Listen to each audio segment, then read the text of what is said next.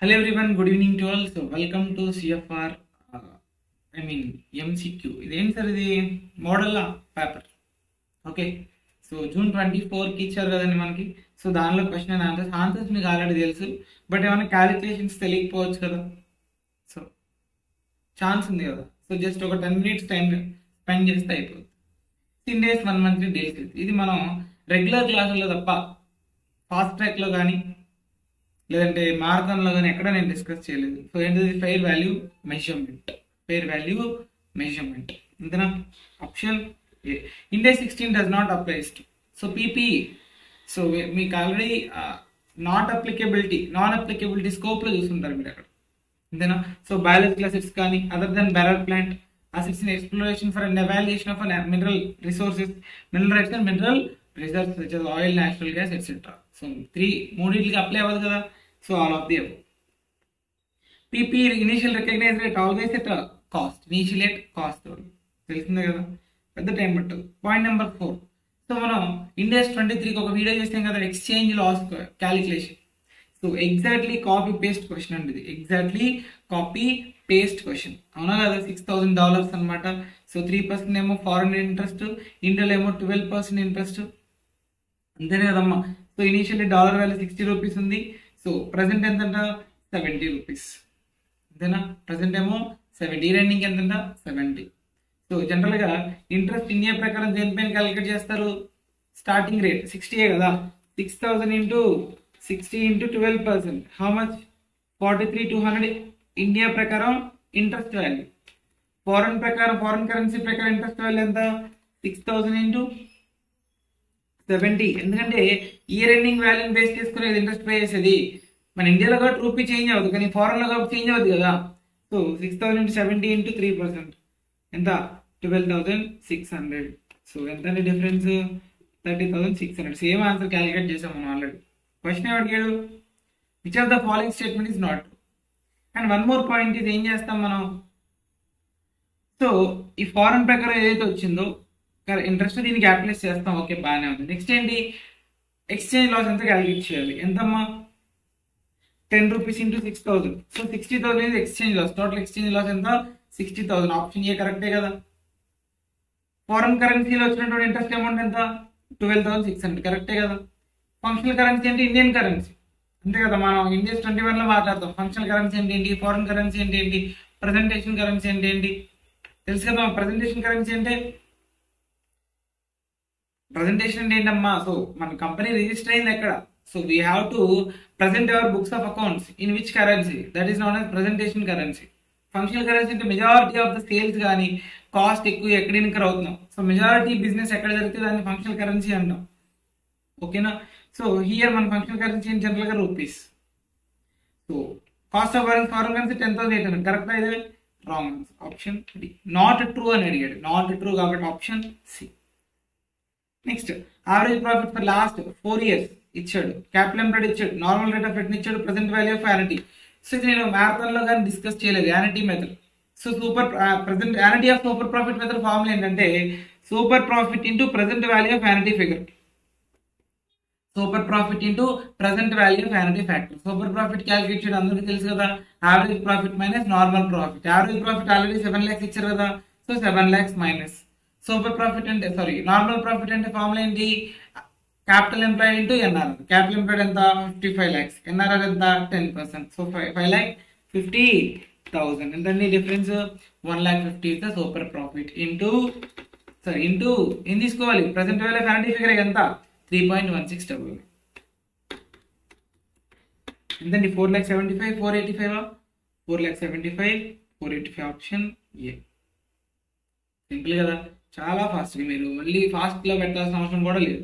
1.5 speed, 2 speed అవసరం లేదు. 10 minutes అయిపోతుంది. 6.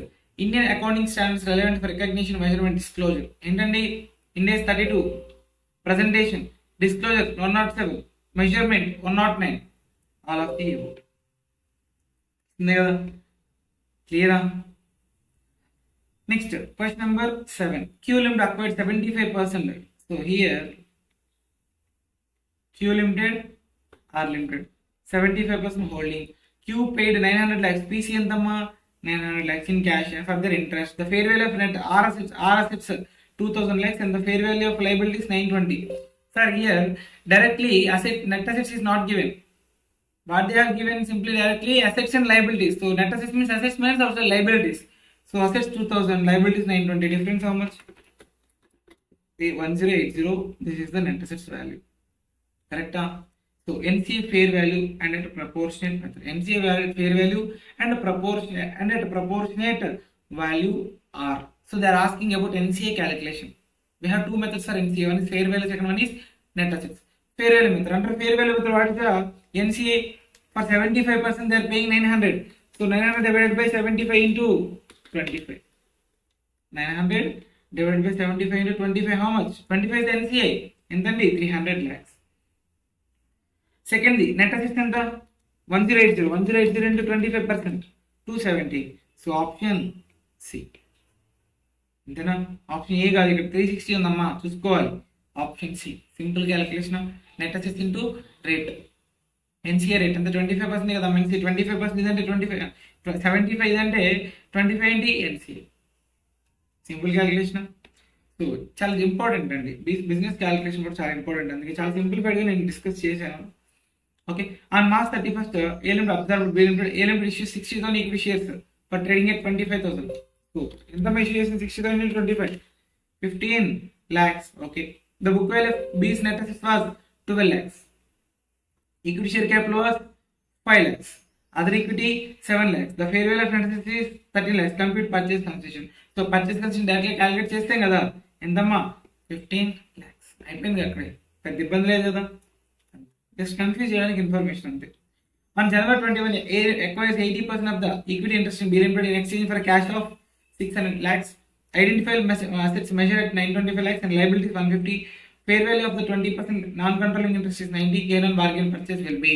So gain on bargain purchase means goodwill or gain on bargain purchase formula ఏంటి?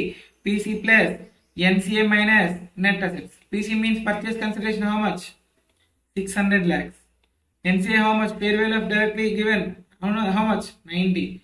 If the fair value of NCA is directly given, then take directly. No need to calculate. Minus net assets and then 925 minus 150. 775. It's totally 600 plus 90 minus 775. How much? 85. So 85 is the gain on bargain purchase. Negative balance వచ్చిందా? Negative వస్తుందమ్మా 85. So కాబట్టి gain on bargain purchase. క్వశ్చన్లో మీకు goodwill అని అడగవచ్చు. Goodwill అని suppose example goodwill అని అడిగాడు అనుకోండి, అప్పుడు ఆన్సర్ ఏమవ్వాలి?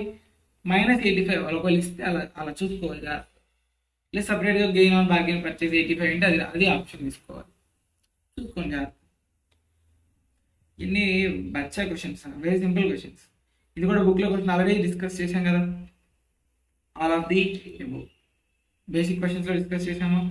సో ఇది ఇంపార్టెంట్. ఎన్బిఎఫ్సి కేసెస్లో మీకు గుర్తున్నాయమ్మా, స్టాండర్డ్కి 0.25, 0.4%. సిస్టమాటిక్లీ ఇంపార్టెంట్ అయితే 0.4, నాన్ సిస్టమాటిక్లీ ఇంపార్టెంట్ అయితే 0.25 స్టాండర్డ్లో. సబ్ స్టాండర్డ్లో 10%, డౌట్ఫుల్లో 20, 30, 50, up to 1 year 20, 1 to 2 years 30. అంతేనా? క్యాలిక్యులేషన్ ఇంకేం లేదు కదా.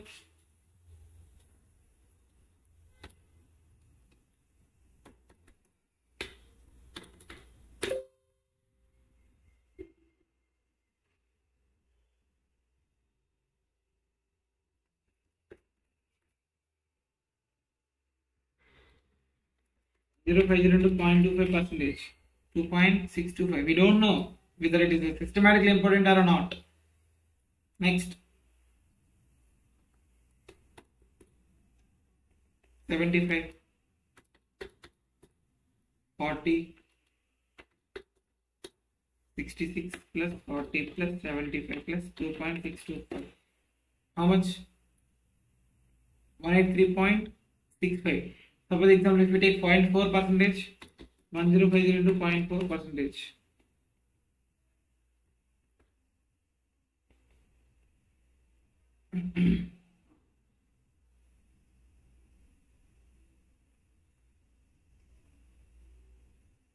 Next, how much ma? Okay, చూడండి ఇక్కడ ఆన్సర్ చూస్తే మాత్రం సొల్యూషన్ ఆన్సర్లో మాత్రం ఆప్షన్స్లో ఆన్సర్ లేదు. మీరు చెక్ చేసుకుంటే సపోజ్ ఎగ్జాంపుల్ 0.25 తీసుకుంటే ఆన్సర్ ఎంత వచ్చిందమ్మా? స్టాండర్డ్ 0.25 కదా, 1050 into 0.25%, how much? 2.625. 750 into 10%, how much అమ్మా? 75. 200% into 200 into 20%, 40. 220 into 30%, 66. టోటల్ ఎంత?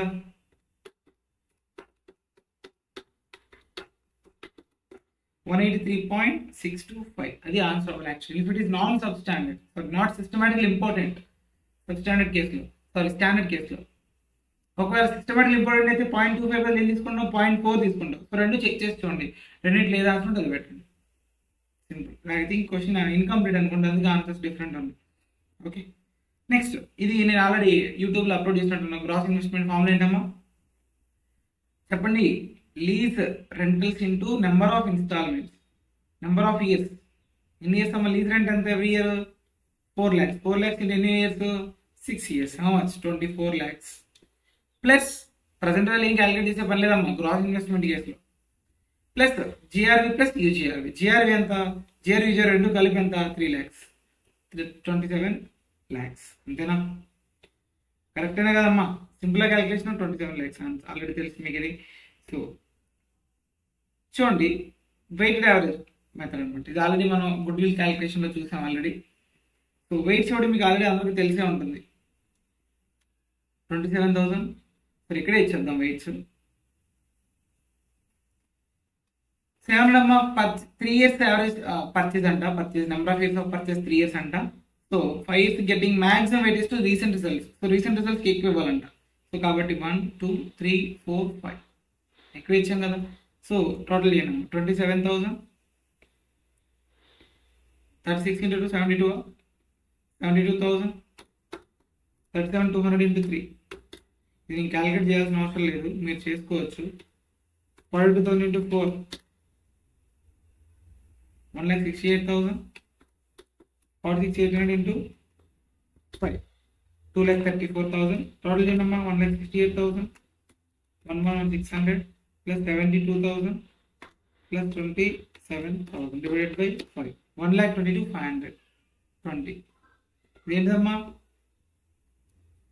ఇదేంటిది? Weighted average profit. Total value divided by 1 plus 2 plus 3 plus 4 plus 5 ఎంతమ్మా? 15. 8168. అంతే కదమ్మా? 8168 డివైడెడ్ బై 5 కదమ్మా? సారీ, టోటల్ చేసి చెప్పండి ఒకసారి. టోటల్ అమ్మా 2,34,000 కదా. టోటల్ ఏంటి ఒకసారి? 2,34,000 plus 1,68,000 plus 1,600 plus 72,000 plus 27,000 divided by 15. 48,840. By 15 తీసుకోవాల్సిన టోటల్ చేయాలి. 1 plus 2 plus 3 plus 4 plus 5 అంతే కదా. 40,840 into number of years of purchase 3. 1,22,520. 1,22,520 మళ్ళీ వచ్చింది. అంతేనా? క్లియరా? సో తెలిసిందే కదా. 3 పిల్లర్స్: పీపుల్, ప్లానెట్, ప్రాఫిట్. అంతేనా? People, planet, profit. Option B. అంతేనమ్మా? కరెక్టా? ఎస్. లాస్ట్ బిట్ ఏంటంటే డైల్యూటెడ్ ఎర్నింగ్స్ అంట, అంటే ఈపీఎస్ అమ్మ. ఇండియాస్ 33, అకౌంటింగ్ స్టాండర్డ్స్లో 20 ఈపీఎస్ స్టాండర్డ్. సో అది మనకు ఉందా అంటే లేదు. సో మరి దీని నుంచి క్వశ్చన్ అడగొచ్చా సార్ అంటే అడగరమ్మా. మోస్ట్ 99.99% 100% అడగరు. ఓకేనా? అర్థమవుతుందా? ఈపీఎస్ గురించి తెలుసా మీకేమన్నా? అసలు మనకు ఉందా సిలబస్లో? లేదు. చూడండి, ఒకవేళ మీకు తెలియకపోయినా జస్ట్ చూడండి అంతే. డైల్యూటెడ్ ఎర్నింగ్ కేసులు అంటే ఎర్నింగ్స్ అనేవి generally because of potential equity shares ద్వారా, పొటెన్షియల్ ఆర్డినరీ షేర్స్ ద్వారా ఎర్నింగ్స్ అనేవి డైల్యూట్ అవుతూ ఉంటాయి జనరల్గా. ఓకే, పొటెన్షియల్ అంటే కన్వర్టబుల్ డిబెంచర్స్ కానీ, కన్వర్టబుల్ ప్రిఫరెన్స్ షేర్స్ కానీ, ఇటువంటి టైప్స్ ఆఫ్, అంటే ఇంత ముందు వరకు డిబెంచర్స్ డెట్ కాంపోనెంట్ ఉండేది, తర్వాత ఈక్విటీ కింద కన్వర్ట్ అవుతాయి అనమాట. సో ఇటువంటి కేసెస్లో జనరల్గా ఎర్నింగ్స్ అనేవి డైల్యూట్ అవుతాయి. సో అటువంటి కేసెస్లో యూనిట్ క్యాలిక్యులేట్ ఎవడు డైల్యూటెడ్ ఎర్నింగ్స్. సో జనరల్లీ మనకి నెట్ ప్రాఫిట్ ఎంత ఉందంటే 45 lakhs ఉంది యాక్చువల్గా. ఎంతమ్మా? 45 lakhs. ఇప్పుడు మనకి డైల్యూటెడ్ ఎర్నింగ్స్ మాత్రం అడిగాడు, పర్ షేర్ వాల్యూ అడగల. సో అయితే ఇప్పుడు ఏమవుతుందంటే మనోడు ఇటు issue 27,000 convertible debentures at 50 rupees అంట. అప్పటి వరకు ఈ డైల్యూటెడ్ ఎర్నింగ్స్ పైన ఏం పే చేయాల్సి ఉంటుంది? ఇంట్రెస్ట్ పే చేయాలి. ఇంట్రెస్ట్ పే చేయడంలో ట్యాక్స్ సేవ్ అవుతాయి. అంతే కదా, ఇంట్రెస్ట్ పే చేయడం వల్ల ఇంట్రెస్ట్ వల్ల ఏమైంది, ట్యాక్స్ అయిపోద్ది. మరి తర్వాత నుంచి ఆ షేర్స్ ఉంటాయా, కన్వర్ట్ అయిపోతాయి కదా. సో అందుకే ఆ ఇంట్రెస్ట్ పోర్షన్ ఇప్పుడు ఏం చేయాలంటే ప్రాఫిట్కి యాడ్ బ్యాక్ చేసుకోవాలి. 27,000 ఇంటూ 50 ఎంతమ్మా, 13,50,000 ఇంటూ దానిపైన ఇంట్రెస్ట్ ఎంత, 10%. So 1,35,000 that is the interest. ఇక్కడ డేట్స్ ఏం లేవు, డైరెక్ట్గా 1 ఇయర్ తీసేసుకున్నాం. So 1,35,000 interest should be added. మరి ఇంట్రెస్ట్ నువ్వు యాడ్ చేస్తున్నప్పుడు దానిపైన ట్యాక్స్ కూడా ఏమవుద్ది, సేవ్ అవుద్ది, తగ్గుతుంది కదా. సో మైనస్ చేయాలి ప్రాఫిట్ నుంచి. So 1,35,000 into 30%, 45,000, 40,500. సో టోటల్ ఏంటమ్మా, 45 lakhs ప్లస్ 1,35,000 మైనస్ 40,500 ఎంతమ్మా, 45,94,500. Option C. సింపుల్ గుర్తుపెట్టి, interest should be added, tax should B reduce in case of diluted earnings. అంతే. ఏదైనా సింపుల్, ఏదైనా కష్టమైన క్వశ్చన్ ఉంది అందులో లేదు, చాలా సింపుల్గా మనకు ఆల్మోస్ట్ 15 minutes పట్టింది. మీరు 10 minutesలో కంప్లీట్ చేసేయండి. ఓకేనా, థ్యాంక్ యూ.